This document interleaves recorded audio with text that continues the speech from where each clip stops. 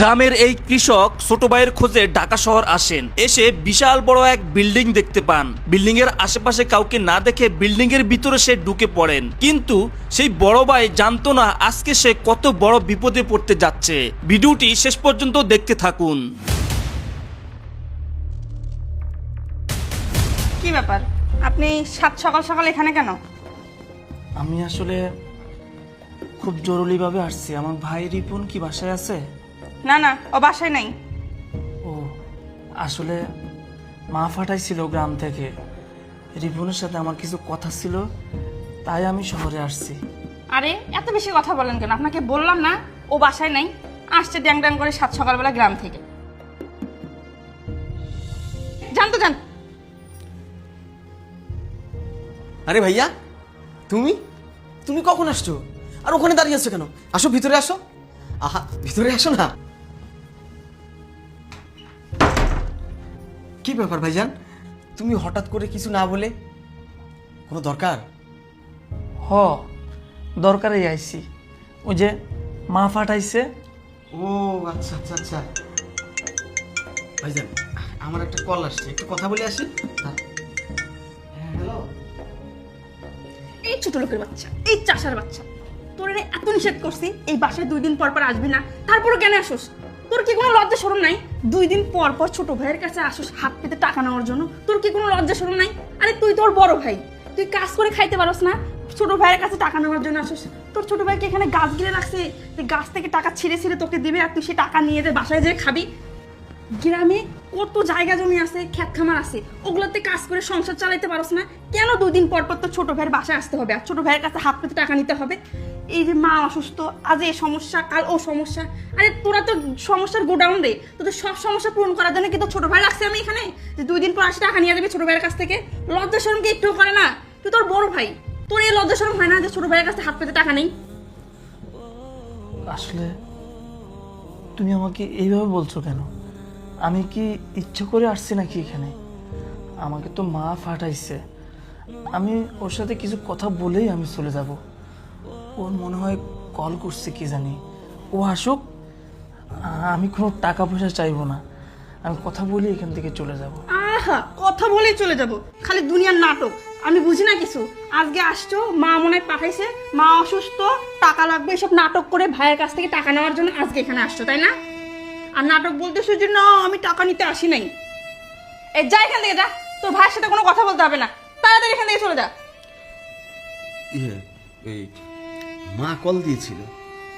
জানতাম তো মাই এখন কল দিবে, আমি তো এতক্ষণ থেকে এটাই বলতেছিলাম।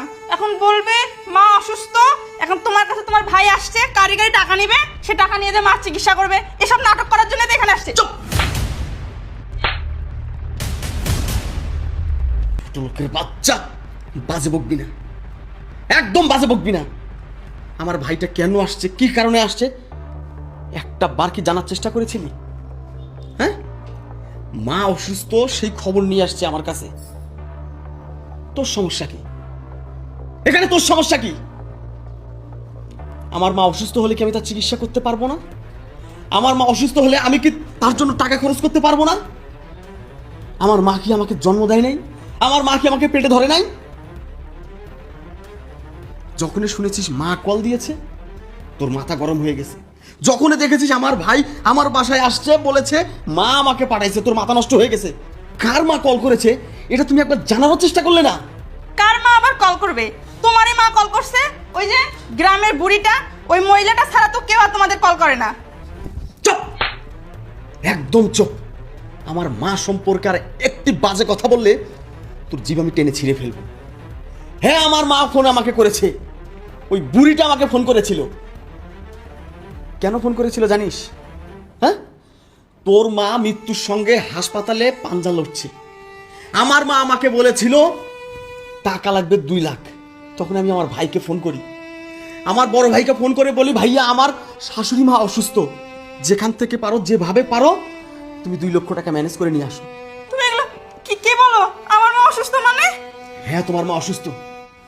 তখন আমার বড় ভাই আমাকে বলল, ভাই আমার হাতে তো কোনো টাকা পয়সা নাই, 2টা গরু আছে ঘরে। তখন আমি বললাম, ভাইয়া গরু 2টা বিক্রি করে টাকা নিয়ে আসো। আমার ভাই নিজের গরু বিক্রি করে নিয়ে আসছে তোর মায়ের চিকিৎসা করার জন্য, আমার মায়ের চিকিৎসা করার জন্য না। আমার ভাই বাড়িতে পা রাখার সঙ্গে সঙ্গে তাকে তুই অপমান করতেছিস, ছোট করে কথা বলতেছিস। দেখ আমার ভাই কত বড় মহৎ, নিজের ঘরের গরু বিক্রি করে তোর মায়ের চিকিৎসার জন্য। আর তুই সেই মানুষটাকে গরিব, ছোট লোক, চাষা আর কত কিছু বলে অপমান করলি। দেখ তো আমার ভাই পতিত্র কোনো কথা বলছে, তোকে ছোট করেছে, তোকে অপমান করেছে। আর আমি যে ভাই, আমার কাছে কি তোর নামে কোনো কমপ্লেন করেছে? আরে এই, থাম তো তোরা কি শুরু করছস? হ্যাঁ, ও আমার সাথে যে ব্যবহার করছে করছে, এগুলো পরে দেখা যাবে। আমার মনে কোনো কষ্ট নাই। আমি গ্রামের একজন কৃষক, ও কি বলছে না বলছে এগুলো নিয়ে কি আমি পড়ে থাকবো? শোন, এই যে এখানে টাকা আছে, আমি গরু 2টা বিক্রি করছি 1,70,000 টাকা, আর বাকি 30,000 টাকা ওই যে করিম চাচা আছে না, ওনার থেকে নিচ্ছি 10,000, সজীবের থেকে নিচ্ছি 10,000, আর 10,000 টাকা তোর ভাবির কাছে আসছিল। মুরগি, হাঁস, ডিম এগুলো বিক্রি কইরা ও জমাইছিল, ওই টাকাটাই আমি নিয়ে আইছি। এনে এনে ধর, আগে মহিমার চিকিৎসা কর, তারপরে তোরা এইসব পেশাল করিস। আর পেশাল করে কি হইব ক? এসব জগাজাগটি করলে মাইমা তো মইরেই যাইব। নে টাকা, নে টাকাগুলো, নে ধর, যা মহিমারে হসপিটালে নিয়ে যা। ভাইয়া, আপনি আমার মা চিকিৎসার জন্য এত কষ্ট করে গরু বিক্রি করে মানুষের কাছে ধার করে টাকা নিয়ে এসে দিচ্ছেন, আর আমি আপনাকে ভুল বুঝে কত কিনা বলছি, আপনার সাথে কত খারাপ ব্যবহার করছি। ভাই প্লিজ আপনি আমাকে ক্ষমা করে দেন, আমি আপনার ছোট বোনের মতো, আমি অনেক বড় ভুল করে ফেলেছি, আপনি আমাকে ক্ষমা করে দেন। রিয়া, ভুল থেকে মানুষের শিক্ষা। তুমি ভুল করেছো জন্য আজকে একটা শিক্ষা গ্রহণ করতে পারলে। তুমি জানো এই মানুষটা শুধু আমার বড় ভাই না, ও আমার বেঁচে থাকার সম্বল।